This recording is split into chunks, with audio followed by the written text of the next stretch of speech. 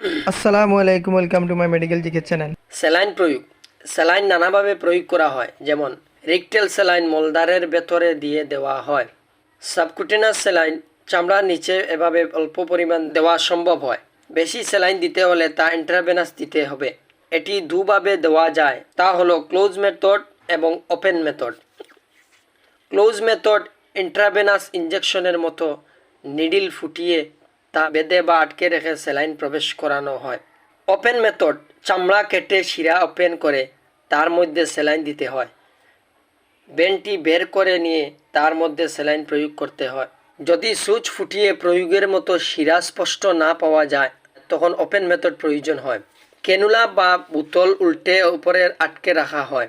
তা থেকে সরু রবার টিউব বেয়ে ধীরে ধীরে স্যালাইনের দেহের মধ্যে প্রবেশ করতে থাকে। আজকাল প্লাস্টিকের ক্যানুলা ব্যবহার করা হয় বেশিরভাগ ক্ষেত্রে। সব সময় লক্ষ্য রাখতে হবে যে টিউব অথবা ক্যানুলার মধ্যে যেন কোনো এয়ার বাবুল না থাকে। টিউব ও ক্যানুলা স্যালাইন ভর্তি করে তা থেকে প্রথমে সামান্য তরল পদার্থ ফেলে দিতে হয়, তাহলে ভিতরে কোনো বাতাস থাকে না। ক্যানুলাটি যেন রোগীর থেকে 2 থেকে 3 ফুট উঁচুতে থাকে তা লক্ষ্য রাখতে হবে।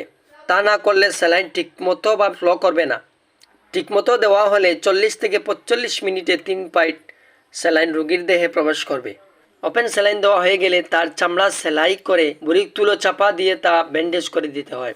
এখানে একটি কথা, ভালোভাবে অভিজ্ঞ চিকিৎসকের সাহায্য না শিখে কখনো স্যালাইন দেওয়া কর্তব্য নয়। দয়া করে আপনারা আমাদের এই ভিডিওটি লাইক, শেয়ার ও সাবস্ক্রাইব করবেন। ধন্যবাদ।